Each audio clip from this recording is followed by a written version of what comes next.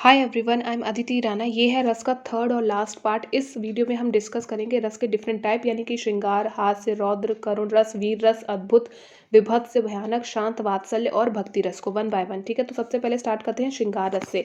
श्रृंगार रस का जो स्थायी भाव है वो है रति। रति का मतलब होता है प्रेम, लेकिन प्रेम में भी बहुत ज़्यादा वैरायटी है।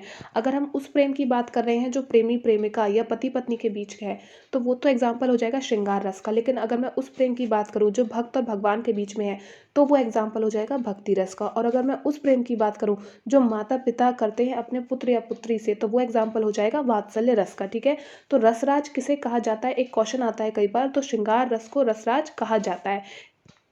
नेक्स्ट, परिभाषा भी देख लेते हैं। जहां पति पत्नी अथवा प्रेमी प्रेमिका का आपसी प्रेम वर्णित होता है, वहीं हमारा श्रृंगार रस होता है।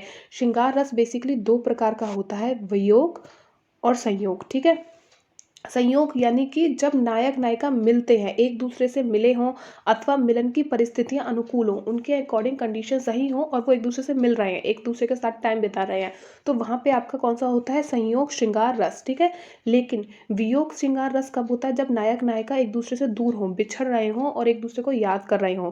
ठीक है, और प्रेम उनके मन में हो, तब आपका होगा वियोग श्रृंगार रस। ठीक है, अपने एग्जाम्पल से देख लेते हैं।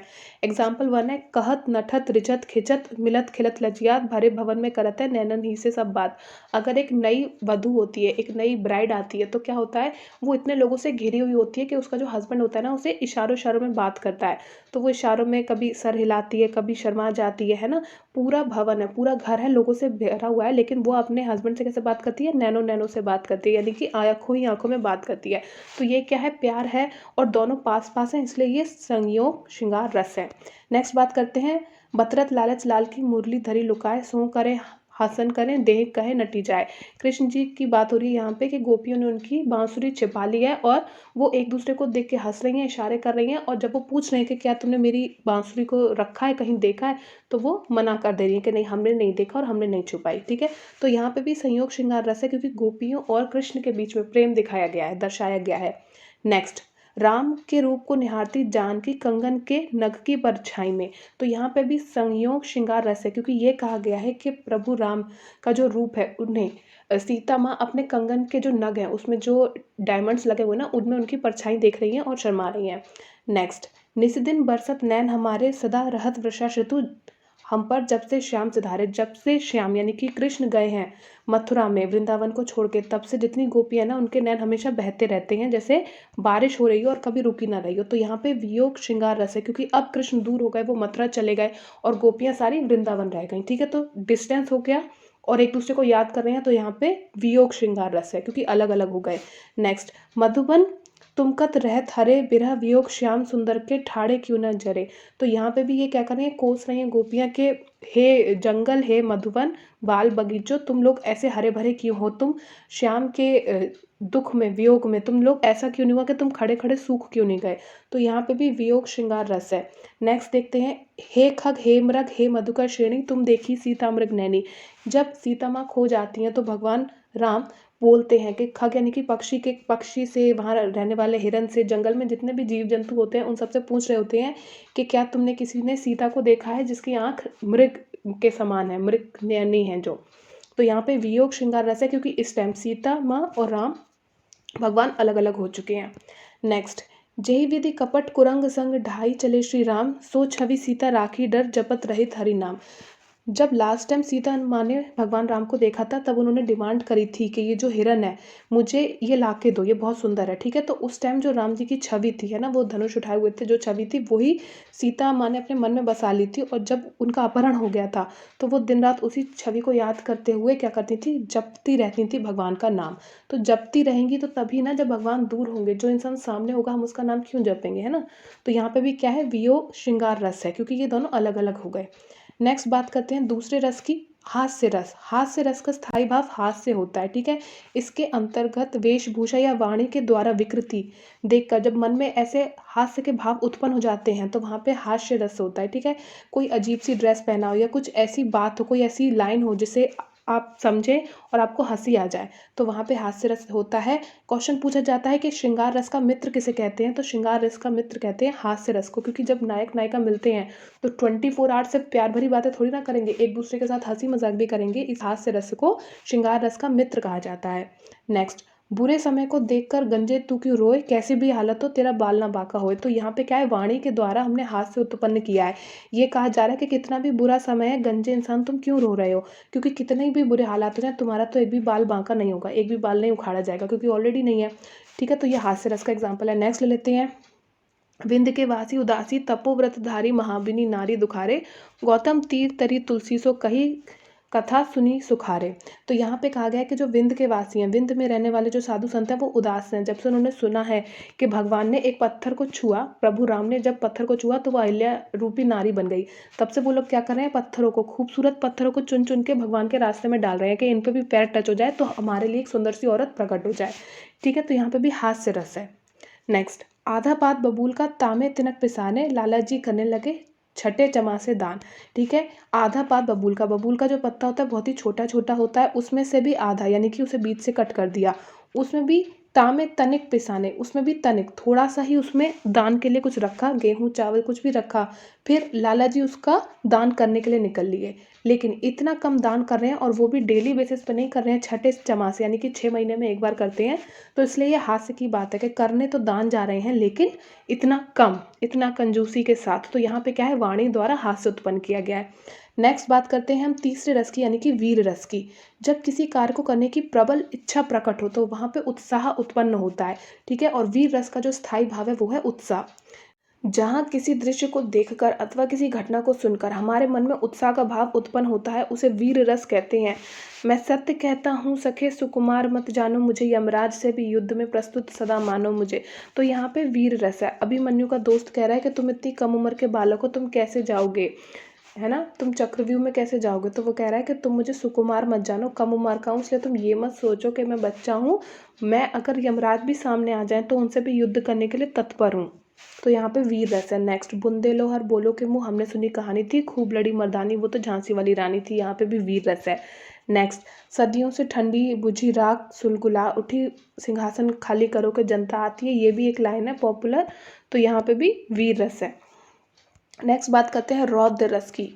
रौद्र रस का स्थायी भाव होता है क्रोध। इसकी ट्रिक होती है लक्षण। जब आपको पहचानना हो कि रौद्र रस कहाँ है तो ये देखिए, आपको उस सेंटेंस में, उस लाइन में कहीं पे कुछ ऐसे सिम्टम्स दिखाई देंगे। फॉर एग्जाम्पल बॉडी के मूवमेंट, जैसे क्रोध से कांपना, या कोई अपशब्द कह रहा है, क्योंकि क्रोध में इंसान मोस्टली क्या करता है, कुछ गलत बोल देता है या कुछ नष्ट करता है, चीज़ों को तोड़ फोड़ रहा है। ठीक है, या तो क्रोध में कांप रहा है या कुछ गलत बोल रहा है या फिर कुछ नष्ट कर रहा है, इस तरीके के वर्ड आपको मिलेंगे। ठीक है, तो अब परिभाषा देखते हैं। जहाँ किसी दृश्य को देखकर अथवा किसी घटना को सुनकर या राष्ट्र की निंदा, धर्म की निंदा या गुरु निंदा या शत्रु की अपमानजनक बातों के कारण मन में क्रोध उत्पन्न होता है, वहाँ पे रौद्र रस होता है। ठीक है, अब इसका एग्जाम्पल देखते हैं। उस काल मारे क्रोध के तन कांपने लगा मानव, हवा के जोर से सोता हुआ सागर जाग उठा। ठीक है, तो यहाँ पे है क्रोध वर्ड आ गया, तो यहाँ पे सीधे सीधे क्या हो गया, रौद्र रस हो गया। नेक्स्ट, रे नप बालक काल बस बोलते तो ही ना संहार, तून्ही शम त्रिपुश्री धनु विदित सकल संसार। यहाँ पे ये कहा गया है, जब सीता माँ का स्वयंवर हो रहा था और धनुष तोड़ा गया था तो गुस्से में क्या कहा, ऋषि ने गुस्से में कहा कि हे नप, राजा के दुष्ट लड़के, तुम्हें लगता है तुम्हारी मौत तुम्हारे सामने आ गई है, तुम्हारी हिम्मत कैसे हुई कि शिव जी का दिया हुआ मुझे धनुष तुमने तोड़ दिया। ठीक है, तो यहाँ पे क्या हुआ, अपशब्द बोले जा रहे हैं, इसलिए यहाँ पे क्या है, रौद्र रस है। नेक्स्ट देखते हैं करुण रस। करुण रस यानी कि शोक, इसका स्थायी भाव है शोक, यानी कि शोक हम कब मनाते हैं, हम दुख कब प्रकट करते हैं, हम रोते कब हैं, जब कुछ गलत होता है। ठीक है, क्वेश्चन ये पूछा जाता है कि करुण रस के देव कौन है। करुण रस के देव हैं यमराज, क्योंकि ये ऐसे देवता हैं कि ये प्रेमी प्रेमिका को अलग कर देते हैं, पति पत्नी को अलग कर देते हैं, क्योंकि सेपरेट फाइनल कब होगे, जब मृत्यु हो जाएगी। ठीक है, तो करुण रस के एग्जाम्पल में क्या होगा, आपको ये चीज़ देखने को मिलेंगी, कोई प्रिय व्यक्ति है उसकी मृत्यु या प्रिय वस्तु का नष्ट हो जाना, बिल्कुल निर्धन हो जाना, या प्रेमी प्रेमिका या पति पत्नी का सिर्फ बिछड़ना नहीं, अगर सिर्फ बिछड़े होते तो वियोग श्रृंगार रस हो जाता, लेकिन प्रेमी प्रेमिका का हमेशा के लिए बिछुड़ जाना यानी कि मर जाना। ठीक है, तो ये एग्जाम्पल हो जाएंगे करुण रस के, और इसके देव कहे जाते हैं यमराज देव। ठीक, नेक्स्ट इसके एग्जाम्पल देख लेते हैं। शोक विकल सब रोवे रानी, रूपशील बर ब्रत बखानी, करी विपाल अनेक प्रकारा, परिहि भूमितर बारी बारा। ये वो वाला सीन है जब दशरथ जी की मृत्यु हो गई है और उनकी रानियां रो रही हैं, बिलक बिलक के रो रही हैं और बार बार भूमि पे गिर रही हैं, बेहोश हो रही हैं। ठीक है, तो यहाँ पे क्या है, किसी की मृत्यु हो गई, अब वो लौट के नहीं आएगा, पति पत्नी का प्यार, लेकिन पति की मृत्यु हो गई, तो यहाँ पे क्या है आपका करुण रस है। नेक्स्ट, अभी तो मुकुट बंधा था माथे, हुए कल ही थे हल्दी के हाथ, खुले भी नहीं थे लाज के बोल, हाय रुक गया यही संसार, बना सिंदूर अंगार। तो यहाँ पे क्या कहा, एक न्यूली ब्राइड है और अभी उसके हाथों की हल्दी नहीं छूटी, अभी तक तो उसके लाज के बोल, यानी कि अब तक वो इतना घूंघट मार के चल रही थी, गिनती के दिन हुए शादी को, और अभी से ही उसका सिंदूर है वो हट गया है। तो यहाँ पे भी क्या है, करुण रस है, क्योंकि पति पत्नी हमेशा के लिए जुदा हो गए हैं, अब वो दोबारा नहीं मिल पाएंगे। नेक्स्ट बात करते हैं भयानक रस की। भयानक रस का स्थायी भाव क्या है, भय। ठीक है, इसके लक्षण देखते हैं। जब कोई कांपने लगे भय से, पहले देखो क्या था, एक इंसान क्रोध में कांप रहा था तो वो चीज़ अलग है, अब भय से कांप रहा है वो चीज़ बिल्कुल अलग है। ठीक है, तो भयानक रस के लक्षण क्या है कि कोई भय से कांपने लगे, डर में कोई कांप रहा है, और डर में कोई कब कांपेगा, जब किसी जंगली जानवर को देख लेगा या फिर लड़ाई देख लेगा, बहुत ज़्यादा खून खराबा देख लेगा ना, अस्त्र शस्त्र की लड़ाई, तब कोई इंसान भय से कांपेगा, है ना। कई बार भय इतना ज़्यादा हो जाता है कि इंसान मूर्छित भी हो जाता है। तो ये इसके लक्षण हैं जो वर्ड्स आपको हो सकता है सेंटेंस में देखने को मिले। अब डेफिनेशन देख लेते हैं। जहाँ किसी दृश्य को देखकर अथवा किसी घटना को सुनकर मन में भय उत्पन्न होता है, वहाँ पे भयानक रस होता है। जैसे एग्जाम्पल देख लेते हैं। एक और अजहरी लखी, एक और मृगराज, विकल बटोरी बीच में परचो मूर्छा खाई। एक और तो अजगर था, एक राहगीर जा रहा था, एक साइड तो अजगर था सांप, ठीक है, उसने सोचा पीछे लौट जाऊं तो वहां पे मृगराज था यानी कि शेर था। तो अब वो क्या हुआ, उसकी ये कंडीशन हो गई, उसे समझ नहीं आ रहा, ना आगे जाने लायक रही कंडीशन ना पीछे जाने लायक, वो बिल्कुल मूर्छित होने की कंडीशन में आ गया। नेक्स्ट, बारह होगा देखी बहुत कीसा, मारे आहार दीन जगदीसा, डर पे गिद्ध वचन सुनी काना। ये बात तब की हो रही है जब बंदरों को हनुमान जी ने भेजा था कि जाओ आगे का रास्ता ढूंढो श्रीलंका का, ताकि हम सीता माँ तक पहुंच सकें। तो वो लोग अलग अलग दिशा में जा रहे थे, तो बहुत सारे बंदर बैठे थे, तभी एक गिद्ध था गुफा में, उसने क्या बोला कि अरे वाह, यहाँ पे आज तो बहुत ज़्यादा खाना है ना, मैं इंतज़ार कर रहा हूँ कि ये लोग मरें और फिर मैंने खाऊं। तो ये वचन सुन के डर गए। ठीक है, गिद्ध के वचन सुनी काना, जैसे अपने कानों में ये वचन सुने बंदरों ने तो वो डर गए। ठीक है, डर आपको वर्ड मिल गया तो आपको पता पड़ेगा यहाँ पे भयानक रस है, क्योंकि यहाँ पे भय का भाव आ रहा है। ठीक है, नेक्स्ट बात करते हैं विभत्स रस की, जिसका स्थायी भाव है जुगुप्सा या घृणा। अब घृणा वर्ड में एक क्लैरिफिकेशन है, घृणा दो तरीके की होती है। ठीक है, हम किसी से जेलस करते हैं, है ना, तो भी हम किसी से घृणा करते हैं, यानी कि घृणा के दो अर्थ हैं। एक है खिन्न, किसी चीज़ को देख के मन खिन्न हो जाए, एकदम बुरा सा हो जाए, कुछ ऐसा गंदा सा सीन देख लिया। दूसरा क्या है, किसी की तरक्की वगैरह देख के जल जाना, है ना, किसी की काबिलियत से जलना। ठीक है, घृणा के दो मतलब है, लेकिन जब मैं बात करती हूँ रस की तो यहाँ पे घृणा का मतलब जलन नहीं है, ये वो घृणा नहीं है। ठीक है, अगर मैं कहूँ कौरवों को अर्जुन से घृणा थी तो ये एग्जाम्पल गलत होगा, विभत्स रस का ये एग्जाम्पल नहीं है। ठीक है, लेकिन अगर मैं बात करूं कूड़े का ढेर देखकर, नाली की दुर्गंध और पास में पड़ी हुई सड़ी गली चीज़ें देखकर किसी का मन खिन्न हो गया, तो हाँ, ये एग्जाम्पल हो जाएगा विभत्स रस का। ठीक है, जहाँ किसी दृश्य को देखकर या किसी घटना को सुनकर मन में घृणा का भाव उत्पन्न हो जाता है, वहाँ पे विभक्त रस होता है। इसके लक्षण क्या हैं, आपको कोई ऐसा सीन देखने को मिलेगा जहाँ पे युद्ध का मैदान है, शव सड़ रहे हैं, शमशान है, वहाँ पे सब सड़ गल रहा है, बदबू आ रही है, जानवरों द्वारा बॉडियों को नोच नोच के खाया जा रहा है, इस तरीके का वर्णन अगर आपको देखने को मिले तो वहाँ पे विभत्स रस होगा। ठीक है, एग्जाम्पल देख लेते हैं। कौआ चुन चुन खइयो मांस, दो नैना ना खइयो मोए पिया मिलन की आस।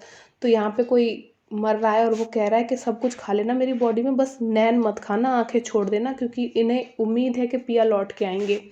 एक और एग्जाम्पल है, जेही विषया संतन तपी, ताही मूड लिपटात, जेही नर डारत वामन करी, स्वान स्वाद हो खात। ये कहा जाता है जो चीज़ों को संतों ने छोड़ दिया है, तप करने चले गए हैं, उसी को जो मूड बेवकूफ़ मनुष्य उसी मोह माया में लिपटा हुआ है। ठीक है, और जो चीज़ जो चीज़ इंसान उल्टी करके छोड़ देता है, यानी कि उल्टी कर देता है खाना, उसी खाने को कुत्ते जो होते हैं हमारा, वो स्वाद ले लेके खाते हैं। तो कैसी गलत सी बात कही गई है। तो ये यहाँ से घृणा सा फीलिंग आ रहा है, ठीक है। तो ये एग्जाम्पल है विभत्स रस का। नेक्स्ट बात करते हैं अद्भुत रस। अद्भुत रस का जो स्थायी भाव है वो है आश्चर्य या विस्मय। आश्चर्य कब होता है? आश्चर्य आपको तब होता है जब कोई ऐसी चीज़ जिसकी आपने कल्पना भी नहीं कर रही हो, आपने इमेजिन भी नहीं करी हो, और वो बिल्कुल घटित हो जाए, वो सच में हो जाए, ठीक है। तो इसके लक्षण हमेशा ध्यान रखना, मुंह खुला का खुला ही रह जाएगा किसी का, या पल के कोई झपकाना ही भूल जाएगा, बिल्कुल जड़ हो जाएगा, तो वहाँ पे आपका क्या होगा? अद्भुत रस होगा, ठीक है। अब इसकी परिभाषा देख लेते हैं। जहाँ किसी दृश्य को देखकर अथवा किसी घटना को सुनकर मन में ये भाव आने लगे कि अद्भुत हो गया, कुछ विस्मय हो गया, तो वहाँ पे क्या होता है? अद्भुत रस, ठीक है। अखिल भुवनचर अचर जग हरि मुख में खलीमा चकित भई गदगद विकसित खग पुकुलात। तो यहाँ पे क्या है कि भगवान सो रहे हैं, उन्होंने एकदम जमाई ली, तभी उनकी माँ ने देखा तो उनके मुंह में पूरा ब्रह्मांड दिखाई दिया। ये देखकर वो चकित हो गई, ठीक है, यानी कि आश्चर्यचकित हो गई। तो यहाँ इस वर्ड से हमने पकड़ लिया कि ये अद्भुत रस का एग्जाम्पल है। नेक्स्ट, भोजन करत देखी सूत गई जननी सिगु से भय पीता देखा बाल तहाँ पुनि सूत इहाँ उहाँ दुई बालक देखा मति भ्रम मोरी की आनी। तो ये सेंटेंस का एक्सप्लेनेशन ये है कि राम जी की माता हैं, वो क्या कहते हैं, विष्णु भगवान को प्रसाद चढ़ाती हैं, ठीक है, और उनका बालक पालने में सो रहा होता है। लेकिन जब वो पलट के देखती हैं तो क्या होता है, उनका बालक वो प्रसाद खा रहा होता है, राम जी वो प्रसाद खा रहे होते हैं जो उन्होंने विष्णु जी को चढ़ाया था। तो वो देखती रह जाती हैं कि अरे मेरा बालक तो अभी इतना छोटा है कि वो पालने से उतर भी नहीं सकता। तो वो भागी भागी जाती हैं, पालने में देखती हैं तो बच्चा वहाँ भी सो रहा होता है, पलट के देख रही होती हैं तो वहाँ पे भी बच्चा खा रहा होता है। तो ये सब देख के वो सोचती हैं कि लगता है मेरी ही मति भ्रम हो गई है, मैं ही आज दिमाग ठीक से काम नहीं कर रहा, ठीक है। तो यानी कि आश्चर्यचकित हो जाती हैं। नेक्स्ट, शांत रस निर्वेद, इसका स्थायी भाव है, ठीक है। जब हम संसार के बंधन से ऊपर उठ जाते हैं, यानी कि हम मोह माया लोभ लालच से ऊपर उठ जाते हैं, हम आत्मा परमात्मा की बात करने लगते हैं, तो वहाँ पे आपका शांत रस होता है। परिभाषा क्या है? जहाँ काव्य में मोह माया आत्मा परमात्मा जीवन मरण संसार की नश्वरता शरीर की नश्वरता सुमति शांति आदि की बातें की जाती हैं, वहाँ पे शांत रस होता है। फॉर एग्जाम्पल, कारेरी नलिनी तू कमिलानी तेरे नाल सरोवर पानी, है ना। तो यहाँ पे आत्मा परमात्मा की बात करी गई है, इसलिए यहाँ पे शांत रस है। नेक्स्ट, जहाँ सुमति तहाँ संपत्ति नाना जहाँ कुमति तहाँ विपत्ति निदाना। तो यहाँ पे भी सुमति अच्छी बुद्धि और बुरी बुद्धि की बात करी गई है, तो यहाँ पे भी शांत रस है, ठीक है। एक और एग्जाम्पल है, कबीरा खड़ा बाजार में मांगे सबकी खैर ना काऊ से दुश्मनी ना काऊ से बैर। तो यहाँ पे भी ये बात कही गई है कि कबीर को किसी से लेना देना नहीं है, कोई मोह माया नहीं है, ठीक है, वो सबकी खैर चाहते हैं, सबके लिए अच्छा चाहते हैं। तो यहाँ पे भी शांत रस है। नेक्स्ट बात करते हैं भक्ति रस की, ठीक है। जब भक्त भगवान की उपासना करता है तो वहाँ पे कौन सा रस होता है? भक्ति रस होता है। फॉर एग्जाम्पल, प्रभु जी तुम चंदन हम पानी जाकी अंग अंग बात समाने। तो यहाँ पे हम प्रभु जी को एडमायर कर रहे हैं, उनकी प्रशंसा कर रहे हैं कि आप चंदन और हम तो पानी है, आप मिल जाते हो उस पानी में तो हमारी वैल्यू बढ़ जाती है, ठीक है। नेक्स्ट, मेरे तो गिरधर गोपाल दूसरों न कोई जाके सिर मोर मुकुट मोरपति सोई।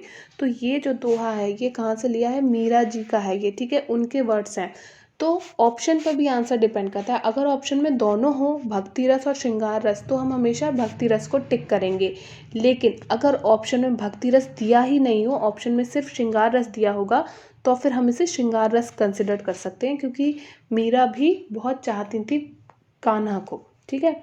नेक्स्ट, वात्सल्य रस की बात करते हैं। जब पुत्र या पुत्री के प्रति माता पिता का प्रेम होता है तो वो वात्सल्य रस होता है, ठीक है।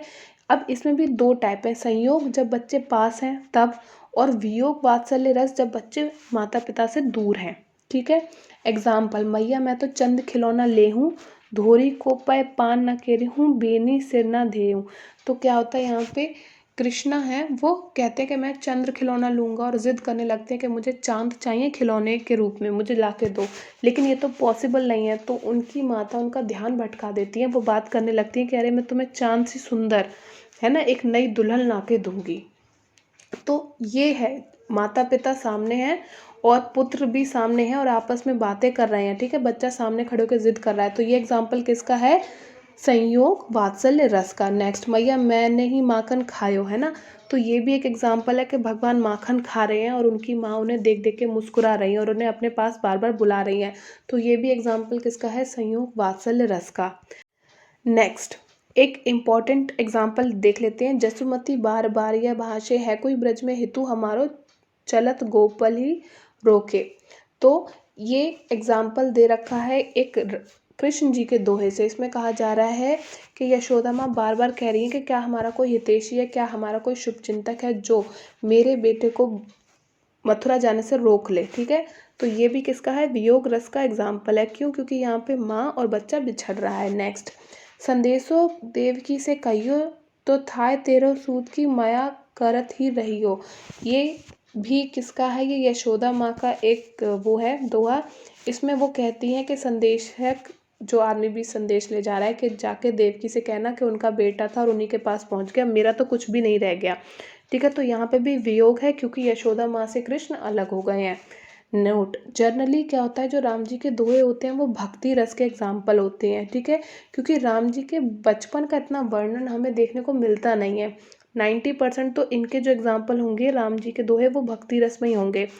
लेकिन जो कृष्ण जी के हैं उनकी बाल लीलाएं बहुत ज़्यादा फेमस है, तो उनके जो मैक्सिमम दोहे होते हैं वो आपको वात्सल्य रस में देखने को मिलते हैं। लेकिन उनके बाकी के दोहे होंगे वो आपको श्रृंगार रस में देखने को मिलेंगे। तो एक बार रीड करके ही हमेशा टिक करना चाहिए। इस वीडियो में इतना ही, देखने के लिए शुक्रिया।